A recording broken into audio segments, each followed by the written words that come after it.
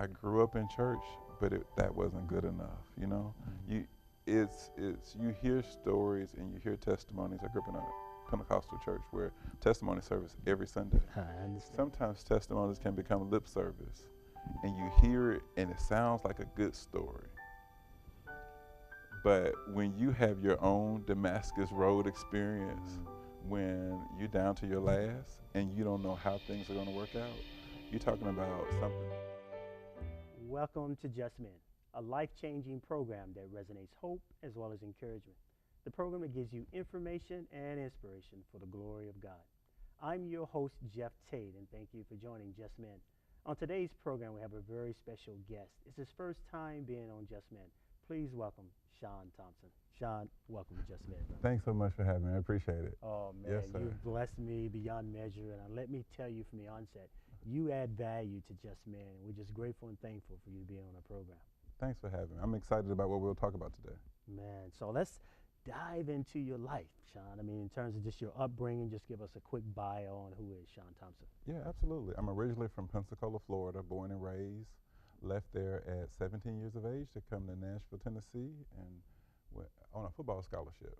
Went to Tennessee State University on a football scholarship, played there 4 years, won a championship my senior year, finished with a degree in marketing, and I started in my field immediately following. So I worked at an advertising company for about 12 years and started my own company right after that, about 5 years ago. And so anyway, been doing that, and I own a promotional products company, LogoMyLogo, which specializes in advertising specialties, so imprinted cups, pens, bags, all that good stuff to help our customers promote themselves.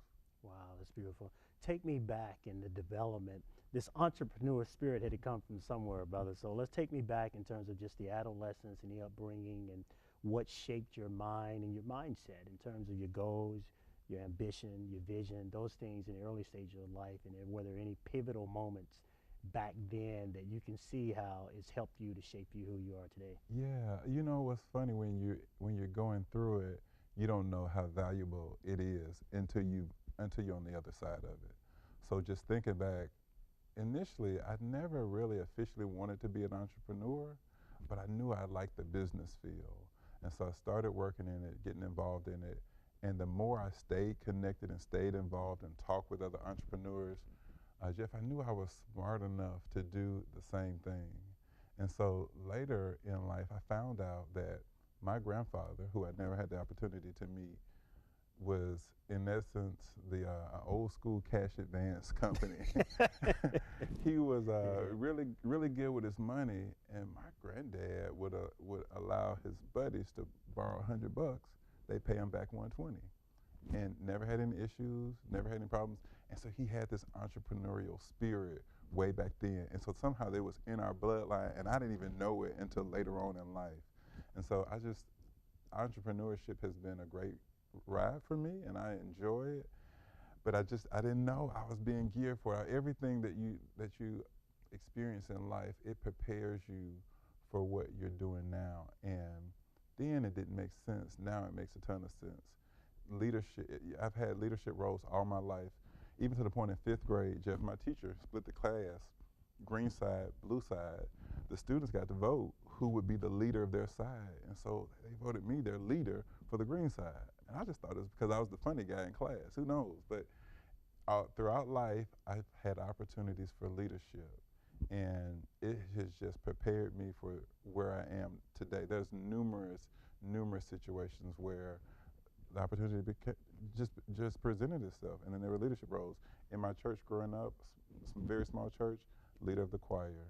In my high school football team, team captain. In my college football team, team captain.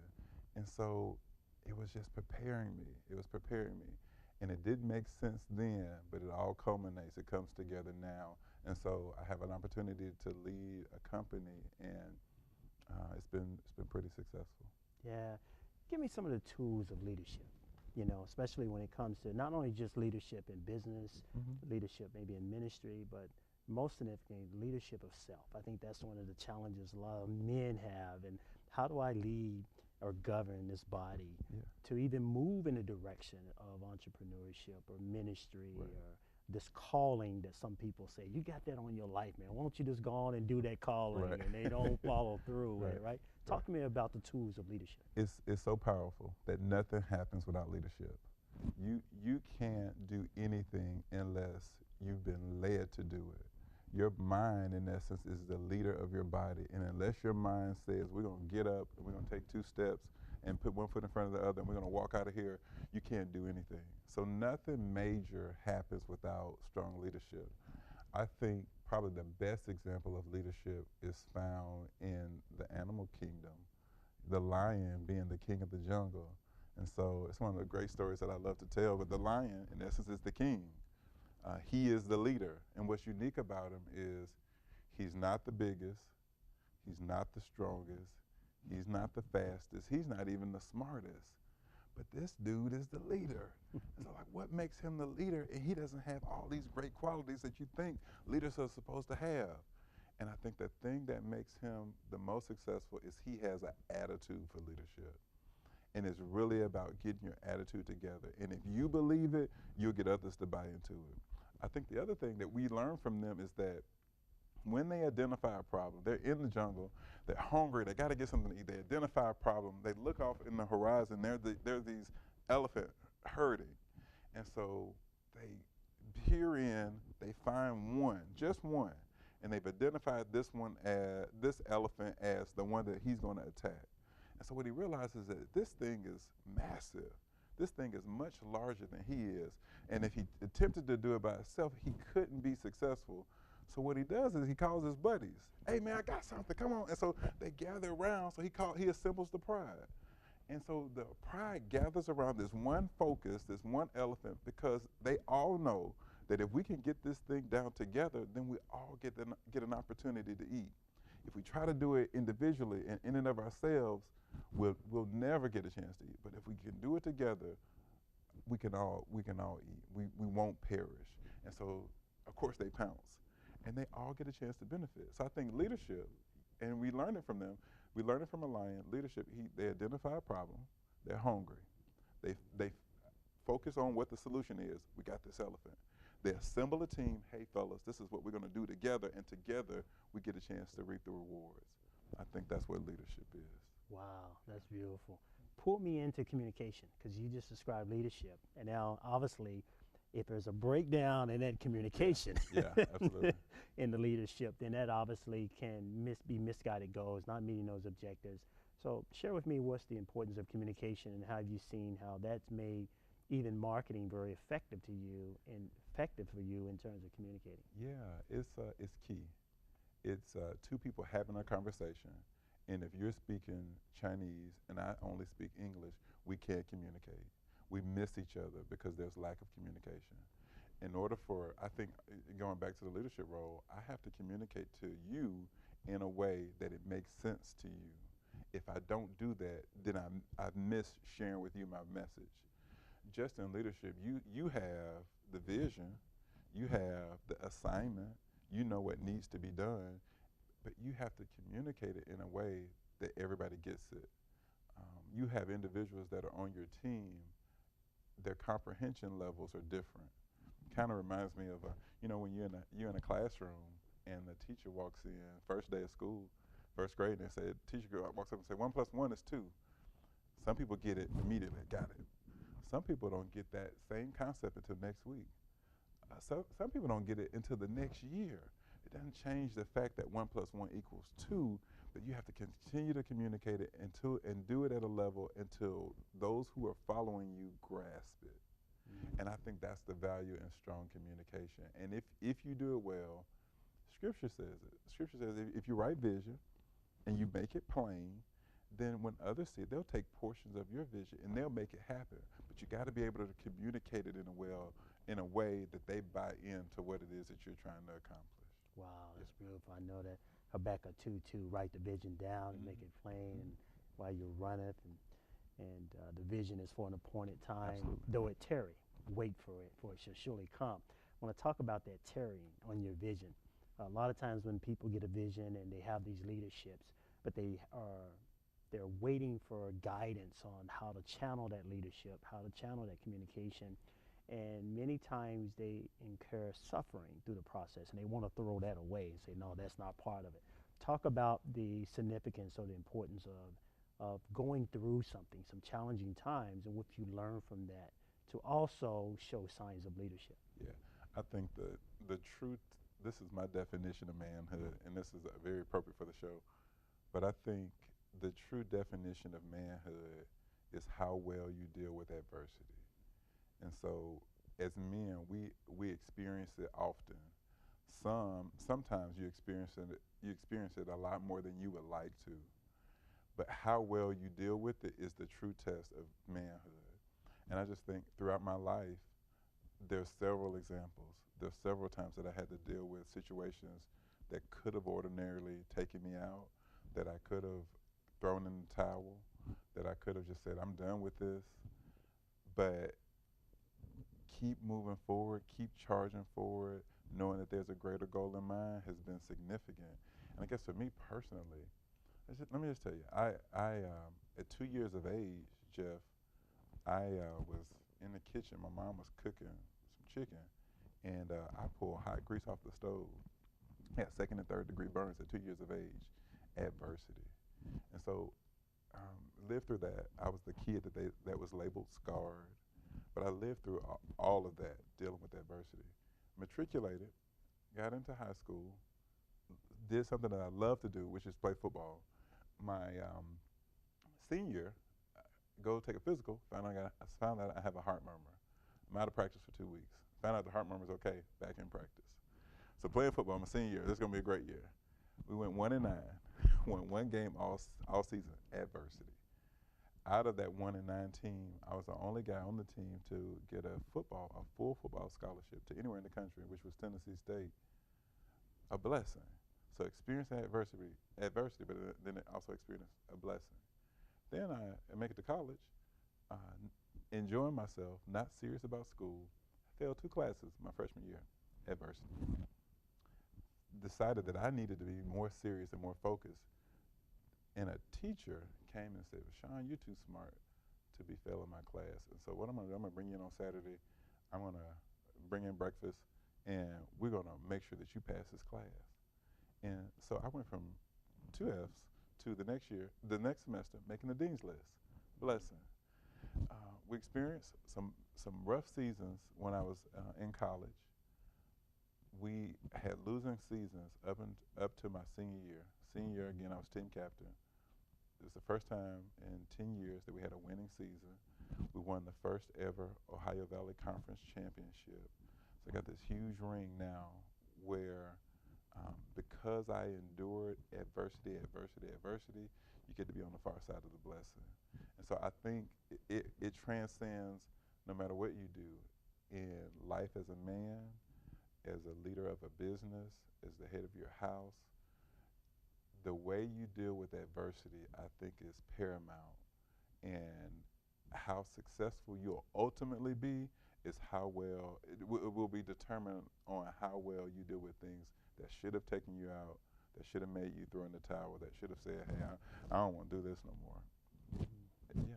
Wow, that's beautiful. How does that transcend into business? How do you take all of that experience, that leadership, that communication with LogoMyLogo? I want to talk a little bit about LogoMyLogo, and then dive into the spirit behind, or the excellence behind all of this in terms of experience, in terms of your business. But how do you bring or transition that into marketing, into your product, your experience, your leadership, your communication? How does that work all together? Yeah, absolutely.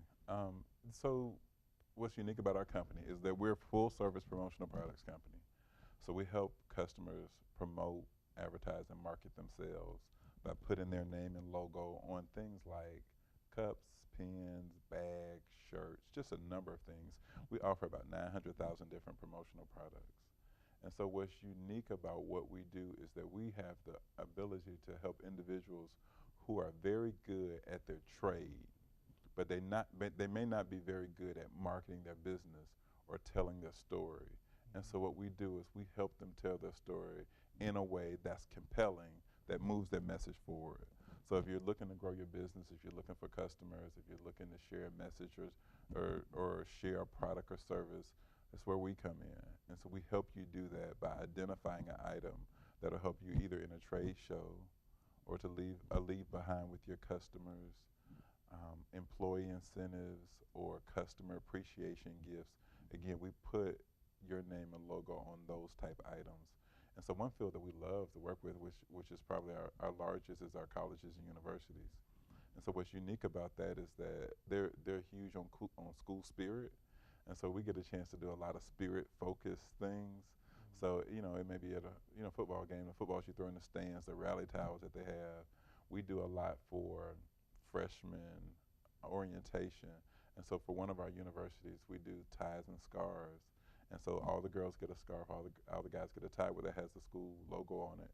But we get a chance to do that. So that's one of the first gifts that they get when they get to campus, which says that I'm a part, that I belong here, that now I'm connected.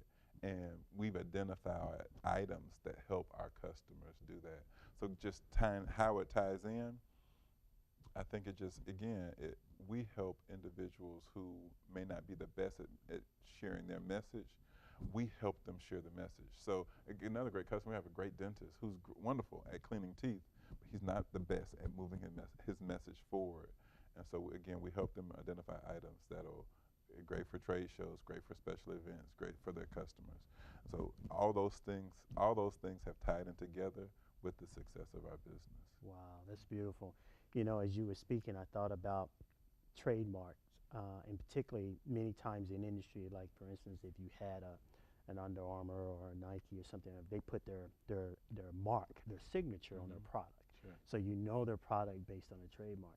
So let me back up a little bit and talk about your life in terms of what would be your trademark, that when I see that product, I would know that, hey, that comes from LogoMyLogo, or that comes from Shawn Thompson. There's something so unique about the presentation of that third party, whether it's a dentist or whether it's a historical black college or whatever. I know that they had an encounter with LogoMyLogo, or they had an encounter with Shawn in terms of this. What is it that you think that really is your trademark that you put on products, whether it's seen or unseen, that represent yourself? Yeah, absolutely. I think that the thing that's most important about our customers and what we help them determine what's best for them is life beyond the event. So if a product has life beyond the event, then we've done a good job with helping you share your message. You think about it, if you give me your business card today, that a week from now, a month from now, I may not know where that card is. But if you give me my favorite mug or my favorite cap or my favorite pen, then I know where to find my favorite pen. I know exactly where my favorite coffee mug is. And if it has life beyond the event, then we've done a good job. And so I think that's the thing that makes us unique. That piece, and then we have stories to tell.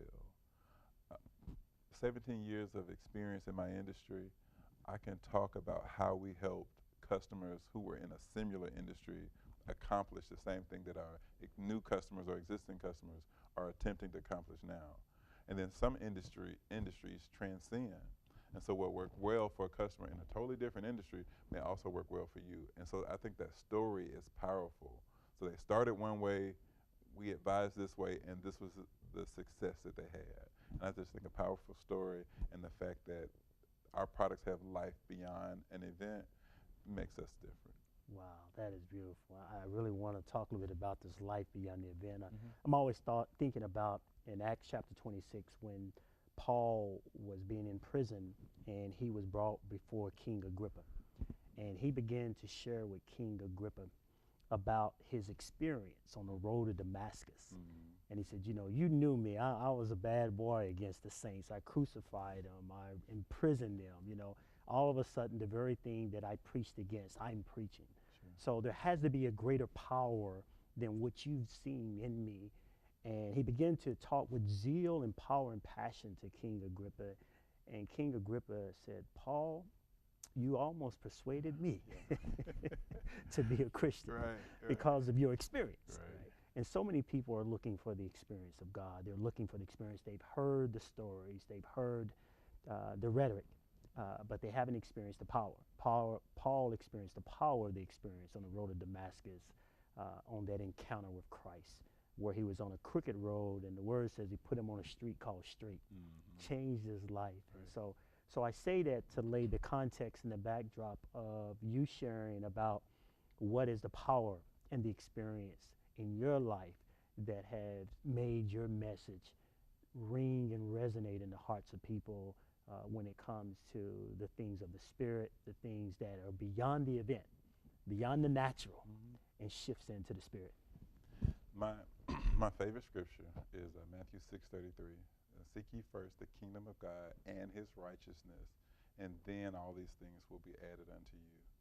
And I think I've had the opportunity to have things added because I've always sought God. I may not get it right all the time, but at least I'm headed down the right path. What's unique about Christianity, I think, is God honors effort. And so, and it's funny because you play college football, or you play football as well. Effort is more important than talent. If you have a kid that gives a ton of effort, you can work with effort. But if you have a kid that's talented but lazy, there's nothing you can do with it. And so I think he honors effort. And I think the thing that's been the blessing in my life is that I grew up in church, but that wasn't good enough. You know, you hear stories and you hear testimonies. I grew up in a Pentecostal church where testimony service every Sunday. I understand that. and so you hear it and it's sometimes testimonies can become lip service, and you hear it and it sounds like a good story. But when you have your own Damascus Road experience, when you're down to your last and you don't know how things are going to work out, you're talking about something that strengthens your faith. If you want your faith strengthened, go into entrepreneurship. If you want to know how God can work things out, you go into entrepreneurship. It was so unique when I first started. I remember the day that it was payday, Jeff, and I got a chance. I was writing checks, and I was writing myself my own check. What a blessing!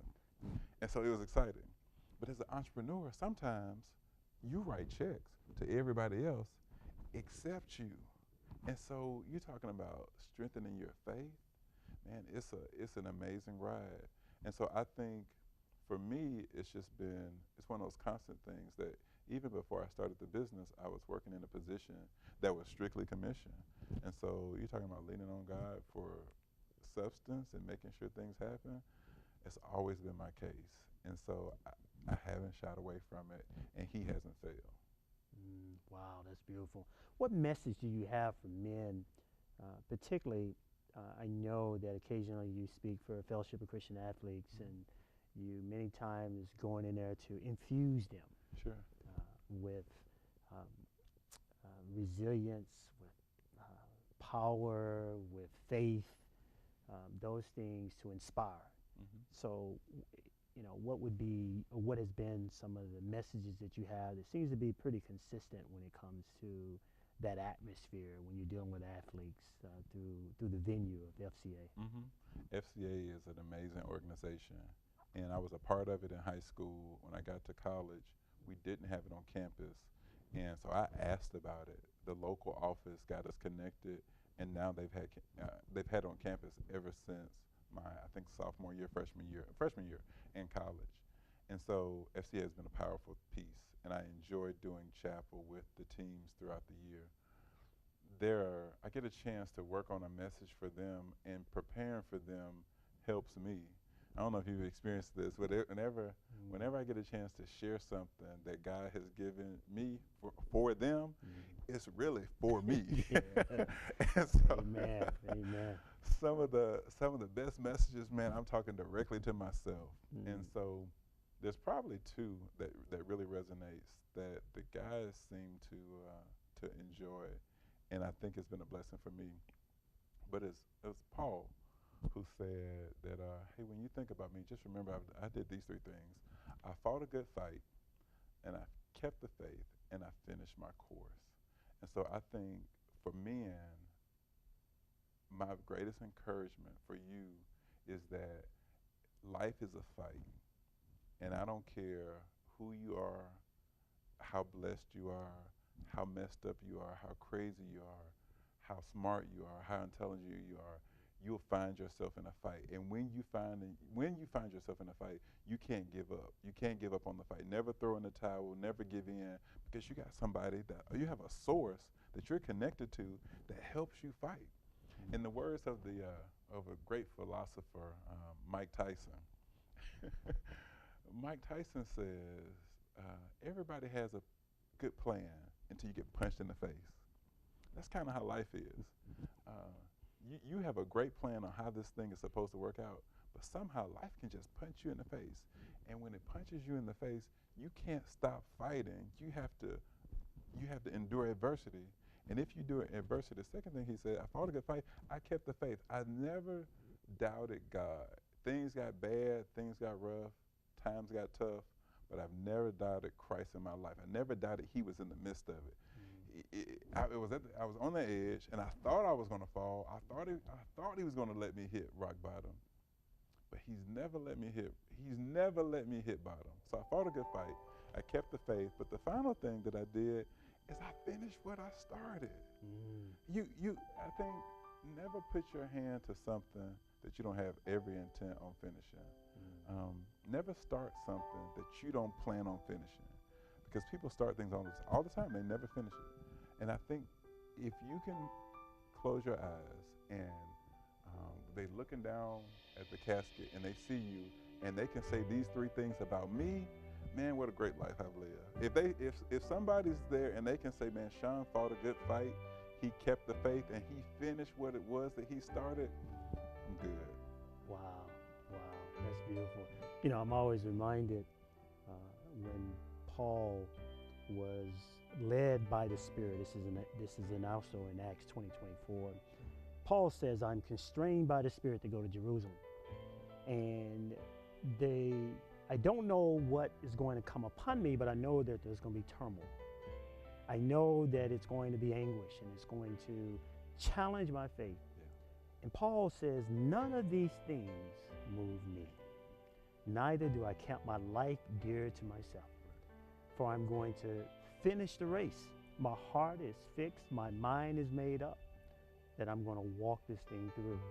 And the word also says, I believe Jesus says, no man having put his hand to the plow and looking back is fit for the kingdom of God. So we got to keep pressing forward towards the mark of the high calling of Christ and God. And so you've blessed me. Last word of encouragement. Three words that I think are very powerful for men is the fact that your thoughts, in essence, can become things. So thoughts become things. And if you think about the things you want to do in life, be in life, accomplish in life, that it all starts as a thought. And if you add God to it, then those thoughts, in essence, become things. You can live in the things of Christ just because it started as a thought. And I think if you take those three words, you apply them to your life, that life will be much better. Wow. Stay focused. Man. Bless awesome. you. Yes, sir. Bless awesome. you.